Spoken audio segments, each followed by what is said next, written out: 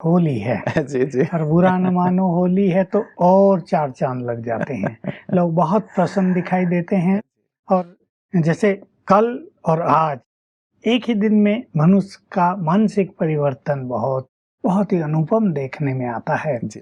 तो वास्तव में हमारे देश की ये सुंदरता है कि यहाँ त्योहार होते हैं, पर्व मनाए जाते हैं, ताकि सभी लोग मिले-जुलें, काम-धंधों से निवृत्त होकर और सब कुछ भूल-भुला कर आपस में प्रेम से मिले, बातचीत करें, खिलाएँ और खाएँ, इसलिए ये देश बहुत महान है। जी, जी, जी, जी। लता जी, हमारे एक दर्शक हैं डॉक्टर वीणा जी, उन्होंने कुछ पंक्तियाँ भेजी हैं समाधान परिवार के लिए भी और हमारे सभी दर्शकों के लिए भी, वो आपके सम्मुख रखना चाहूँगा। वो कहती हैं कि लाल रंग आपके गालों के लिए, काला रंग आपके बालों के लिए, जिसकी बहुत ज़्यादा आवश्यकता है शायद लोगों को। नीला रंग आपकी आँखों के लिए, पीला रंग आपके हाथों के लिए, गुलाबी रंग आपके सपनों के लिए, सफ़ेद रंग आपके मन के लिए, हरा रंग आपके जीवन के लिए। होली के इन सातों रंगों के साथ आपका जीवन पूरी तरह से रंगारंग हो, खुशियों से परिपूर्ण हो, ऐसी कामना इन्होंने की है। तो ये पंक्तियाँ आप सभी को सादर समर्पित हैं। ये पंक्तियाँ आपके जीवन के अंग बन जाएँ, ऐसी हमारी कामना है। लता जी, पंक्तियाँ आपको भी समर्पित। बिल्कुल, थैंक यू वेरी मच। और मन सफ़ेद, जी। सफ़ेद रंग मन के लिए हो गया, तो बहुत ही सुंदर बात है। मन को यदि मनुष्य सफ़ेद कर ले, स्वच्छ बना दे, पॉजिटिव कर ले, तो उसका जीवन इन सातों रंगों से भरपूर हो जाएगा। सारा आधार मन पर ही है। तो आज होली के दिन सभी भाई-बहनें अपने मन को सफ़ेद बना दें, जीवन सातों रंगों से भरपूर होकर बहुत चमकीला, अति ब्यूटीफुल और बहुत आकर्षक हो जाएगा। जी, जी। लता जी, इसके आध्यात्मिक भाव की यदि ओर चलें, क्योंकि हर पर्व के आध्यात्मिक रहस्य हैं जो हमेशा आप उद्घाटित करते रहते हैं। होलिका दहन से शुरुआत माना जाता है लता जी, तो होलिका दहन और उसके पश्चात आज रंग का खेलना, किस प्रकार से इस चीज़ को समझें? देखिए, कहानियाँ हैं इसके पीछे तो भारत में सभी लोग परिचित हैं, शायद नई पीढ़ी परिचित न हो। तो प्रहलाद बहुत बड़े भक्त थे। उनके पिताजी हिरण्याकश्यप जो राजा थे, उन्होंने डिक्लेयर कर दिया था, मैं ही हरि हूँ, मैं ही भगवान हूँ, पूजा केवल मेरी होनी चाहिए। सारी प्रजा, क्योंकि वो तो प्रजा थी, उनके अधीन थी, वो उनकी बात को मानने लगी। लेकिन प्रहलाद ने कहा नहीं, भगवान अलग है, हरि अलग है, मैं तो उसका ही पूजन करूँगा। प्रहलाद को हिरण्याकश्यप ने बहुत सारे कष्ट दिए कि ये मुझे ही भगवान मान ले और भगवान को याद करना छोड़ दे, लेकिन वो नहीं माना। आखिर उसकी बहन जो होलिका थी, उसने कहा, मुझे एक वरदान है कि आग के बीच में बैठकर भी मैं तो सुरक्षित रहूंगी, लेकिन जो मेरे पास होगा वो जल जाएगा। मैं प्रहलाद को गोद में लेके बैठ जाती हूँ, आग जल जाएगी, मैं जीवित रहूंगी, ये मर जाएगा। लेकिन उल्टा ही हो गया, होलिका मर गई, प्रहलाद बच गया। इसलिए इसका नाम होली के साथ होलिका भी है। होलिका का दहन हो गया, तब से मनाया जा रहा है। मतलब पाप जलकर नष्ट हो गया, पुण्य प्रभु भक्त, प्रभु प्रेमी जीवित रहे, अजर अमर अविनाशी सिद्ध हो गए।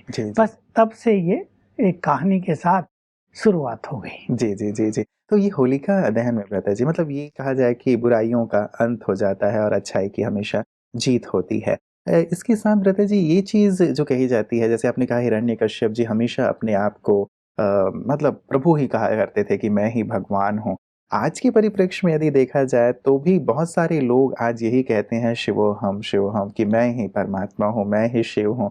तो इसे किस रूप में समझा जाए? एक्चुअली कहने वालों को पता भी नहीं वो क्या कह रहे हैं।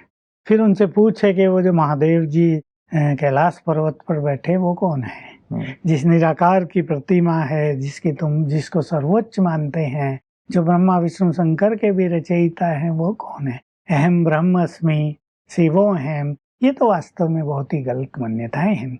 जिनके पास सत्य ज्ञान नहीं था, ऐसे आचार्यों ने कहा मैं ही वो हूँ, वो ही मैं हूँ।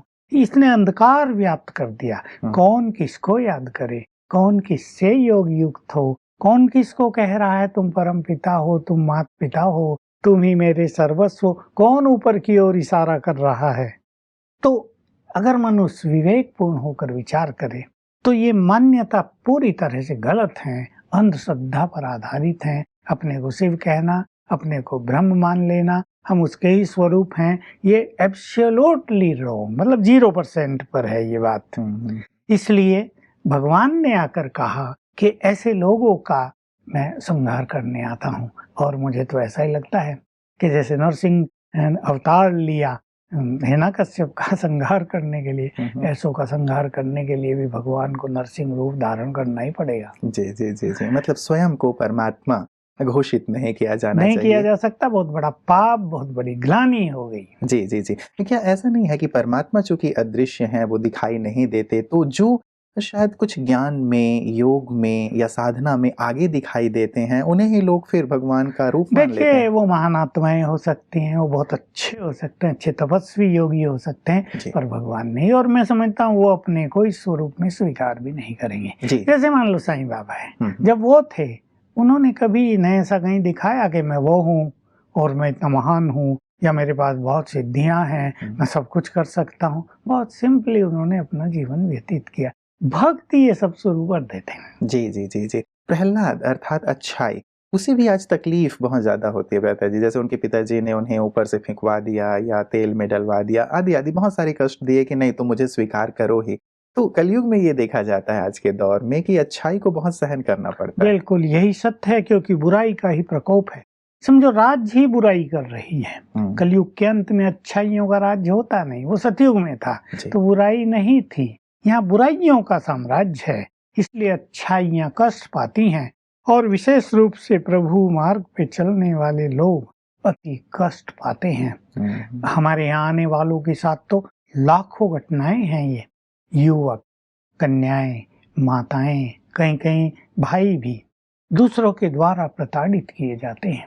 उन्हें मतलब संपूर्ण प्रयास किया जाता है वो प्रभु मार्ग से हट जाएं, वो शादी करें, वो विषय विकारों के गर्त में डूब जाएं, भगवान से क्यों मिलने चले हैं। तो ये तो सत्य है कि कलयुग का अंत है, लेकिन सत्य में शक्ति बहुत है। जी जी। मैंने ऐसे, जैसे मैंने कहा, लाखों केस, हजारों मैंने देखे जिसमें सत्य वालों की विजय हुई, असत्य हार गए। जो कष्ट दे रहे थे, आखिर उनको पश्चाताप करना पड़ा और अपने बेटे से क्षमा याचना करनी पड़ी, अपनी लड़की के पैर छूने पड़े। मैं अज्ञानी तुम्हें कैसे सुंदर मार्ग से रोक रहा था, मुझे क्षमा करें। तो ये सत्य है, परंतु सत्य में बहुत शक्ति है। बिल्कुल, भले लेकिन कष्ट हो, सत्य की ही जीत होती है। इसीलिए कलयुग में भले हम सहते अवश्य रहें, लेकिन इस विश्वास के साथ की विजय हमारी निश्चित है। सहना ही चाहिए। अगर मनुष्य विकारों के लिए बहुत कुछ सह रहा है, अगर ऑफिसों में एक व्यक्ति अपने बॉस का बहुत कुछ सह रहा है, यदि घरों में अनेक लोग दूसरों को सहन कर रहे हैं, तो क्या भगवान के लिए हम सहन न करें? उसमें तो परम आनंद है, प्राप्ति अनंत है। तो थोड़ा सहन करना है तो बहुत थोड़ा, उसके लिए उसकी भेंट में 1% भी सहन करना नहीं होता, जो प्राप्तियां होती हैं। इसलिए सहन करना सहन नहीं, आनंद है, शहंशाह बनने का मार्ग है। बिल्कुल, सहन करना शहंशाह बनाने वाला है। बहुत सुंदर बात है भ्राता जी।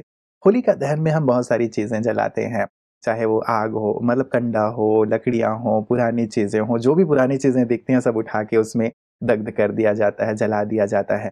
क्या केवल ये पुरानी लकड़ियां, कंडे ही जलाने का प्रतीक है या कुछ और पुराना जलाने का भाव है? नहीं, सत्य तो ये है कि जो भी इस आज होली दहन में जाएं और ये सब चीजें जलती देखें, वो अपनी किसी न किसी इनर कमजोरी को भी डाल दें उसमें।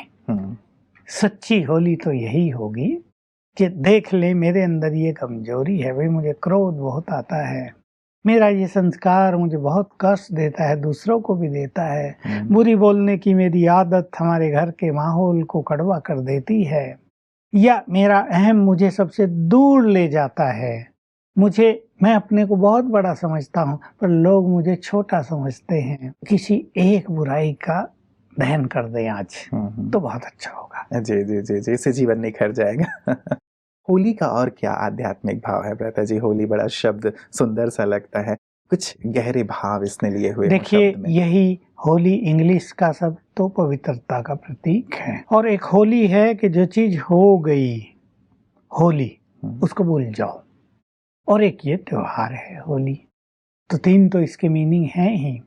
होली पवित्र बनना बहुत बड़ी चीज है, और इस समय भगवान आकर हम सब आत्माओं को पवित्र बना रहे हैं। देखिए, एक आम व्यक्ति या दुनिया के रंग में रंगे हुए लोग पवित्रता के महत्व को नहीं जानते। वो ऐसा कहते हैं सारा संसार तो काम विकार की मार्ग पे चल रहा है, ये आए हैं पवित्रता की राह दिखाने, देखेंगे कब तक चलेगा। कोई साइकोलॉजिस्ट कहेंगे तो अगेंस्ट नेचर है, ये राइट है ही नहीं, तुम सब गलत हो। पर पवित्रता एक ब्यूटी है, purity is the beauty for this world, यही सत्य है। Purity is the inner strength for this nature, nature की बहुत बड़ी इनर पावर है ये प्योरिटी।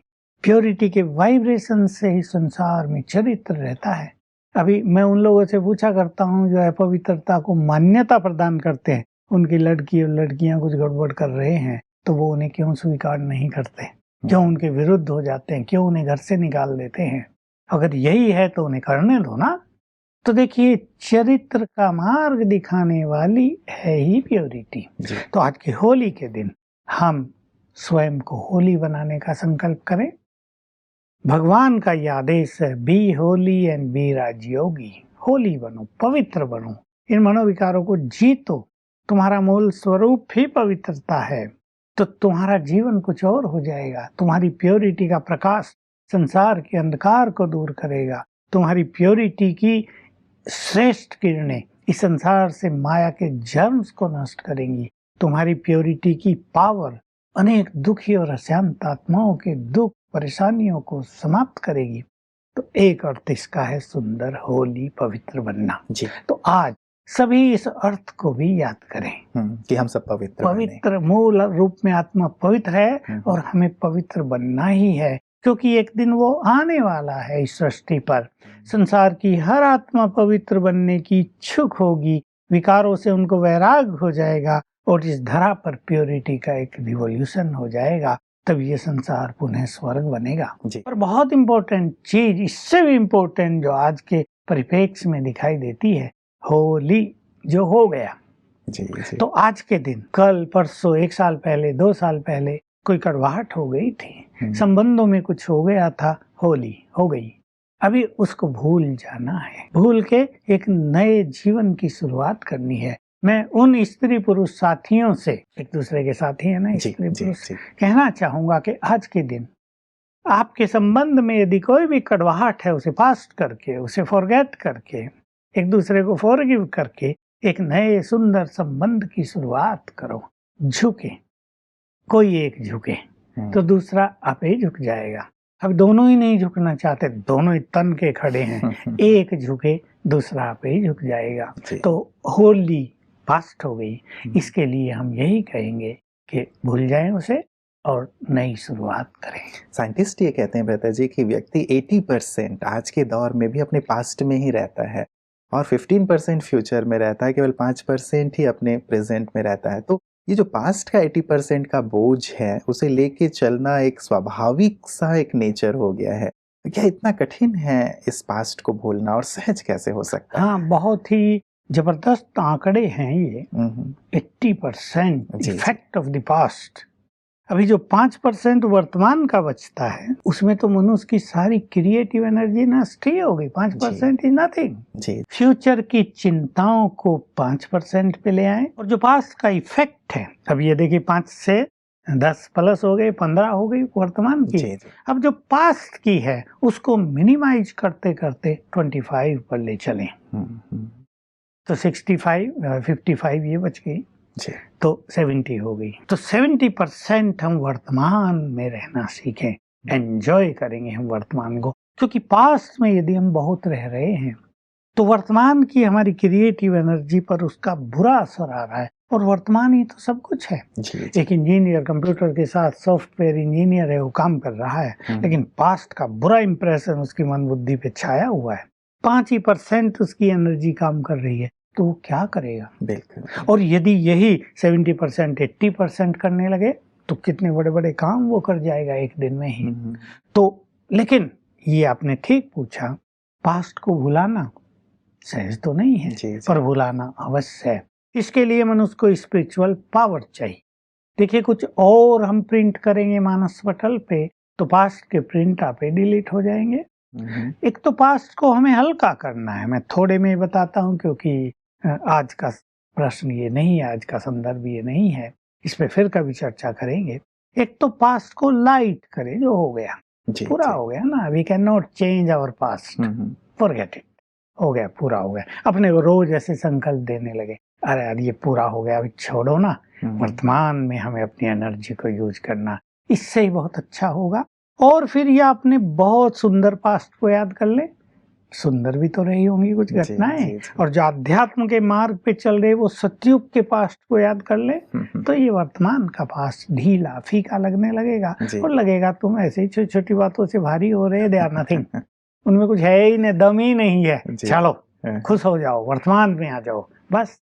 और एक दूसरे को भी ये मदद करनी चाहिए मनुष्य को, ताकि वो पास्ट भूलता रहे। कई लोगों की आदत होती है पास्ट को उखेड़ते रहना, याद दिलाते रहना, वो भी जी जी, घड़ी मूर्ति उखाड़ने की आदत से आज मुक्ति प्राप्त कर ले। और शायद गीता में इसीलिए भगवान ने भी कहा हुआ है कि भूत का जो भी है उसका पश्चाताप न करो और भविष्य की चिंता मत करो, वर्तमान में रहो। प्रभु जी, एक होली का भाव आप हमेशा ये भी बताते हैं कि मैं ईश्वर की होली या प्रभु की होली, तो आज ऐसा क्या करें, क्या संकल्प करें कि हम उसके रंग में रंग जाएं जो सचमुच अविनाशी है? बिल्कुल, ये तो उन दोनों से भी ब्यूटीफुल है।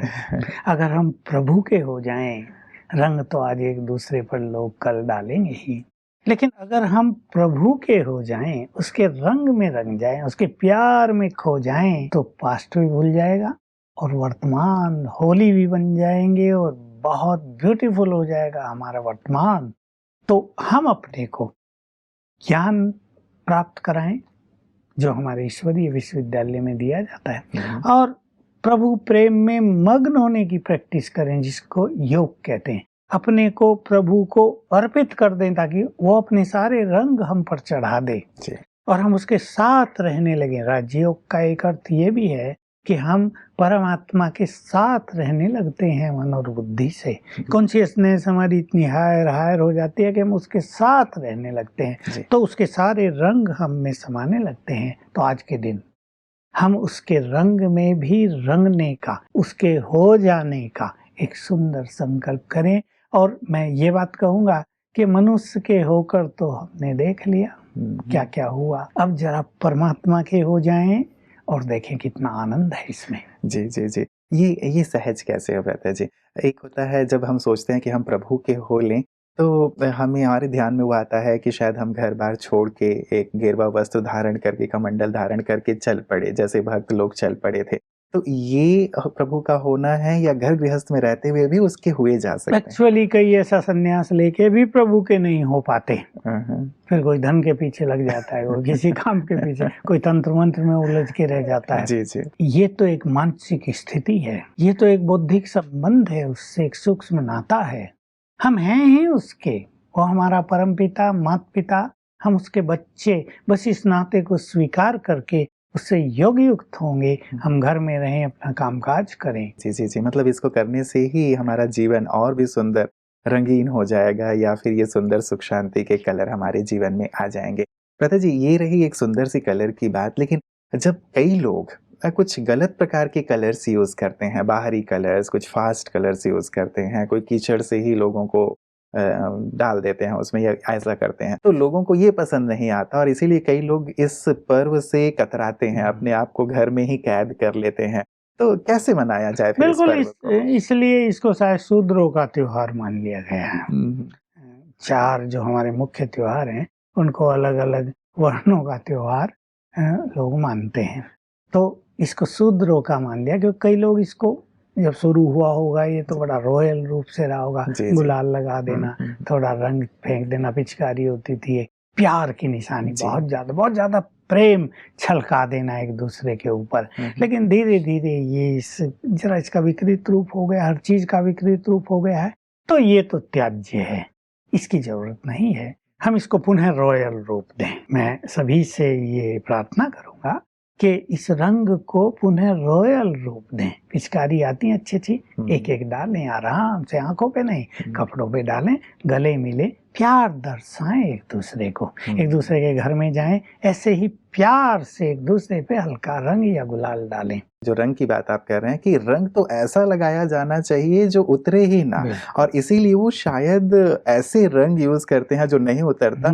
संभवतः इसका भाव ये रहा हो कि परमात्मा का रंग ऐसा लगे जो ना उतरे। था यही, मीरा ने भी गाया ना, रंग दे चुनरिया, ऐसी रंग दे जो रंग उतरे ही नहीं। है तो वही कि प्रभु प्रेम के रंग में हम ऐसे रंग जाएं जो वो उतरे ही नहीं, लेकिन लोग उसमें को तेल वेल मिला के रंग ऐसा बना देते हैं वो उतरे ही नहीं, कपड़े फेंकने ही पड़े, इधर उधर भी लग जाए तो न जाने क्या क्या लगा के उन्हें साफ करना पड़े। तो जब ऐसा मनुष्य करेगा तो उसके मन में उस व्यक्ति के लिए कैसे भाव रहेंगे? खुशी के तो नहीं रहेंगे, थोड़े निगेटिव रहेंगे। तो ये एक सुंदर त्योहार को एक गंदगी से भर देने जैसी बात है। हम इसे बहुत रॉयल स्वरूप दें। जी, तो आज के इस सुंदर पर्व पर भ्राता जी सभी को आप क्या आध्यात्मिक संदेश देंगे विश्वविद्यालय के? बस मैं यही कहूँगा कि सभी प्रभु प्रेम में रंगे रहें, अपने विचारों को होली बनाने का आज संकल्प करें और पास्ट को बुरी तरह भूल कर अपने संबंधों में मिठास भरें और अंदर से कोई भी बुराई को आज दहन कर दें, उसको जला दें। समझ ले जल गई माना उसका अस्तित्व नहीं रहा, सदा के लिए वो समाप्त हो गई हमारे जीवन से। ऐसी यदि सभी होली मनाएंगे तो ये होली का त्योहार सचमुच बहुत शुभ श्रेष्ठ हो जाएगा, यादगार बन जाएगा। तो मैं सभी को कहूँगा होली बने और प्रभु प्रेम में रंग जाएं। एक दूसरे पर भी यदि रंग डालना है तो अति प्यार भरा हो उस रंग में, तो देखिए होली कितनी सुंदर सजी धजी हो जाएगी। जी जी जी जी, बहुत बहुत शुक्रिया भ्राता जी होली के इस सुंदर संदेश के लिए। हमारे सभी दर्शक इसे अवश्य अपने जीवन में लाएंगे, अमल में लाएंगे और इस होली को यादगार बनाएंगे। आपका बहुत बहुत शुक्रिया। मित्रों, हमें पर्व का, उत्सवों का इंतजार रहता है कि हम हर पर्व को बहुत हर्षोल्लास के साथ मनाएं, और होली का तो खास करके इंतजार रहता है क्योंकि इसमें हम बहुत खुले दिल से एक दूसरे से मिलते हैं। लेकिन इसमें अब हम आध्यात्मिक भाव को भी अवश्य जोड़ें ताकि सही अर्थों में हम होली मना पाएं। आज भ्राता जी ने बहुत सुंदर और गहन अर्थ बताए हैं होली के।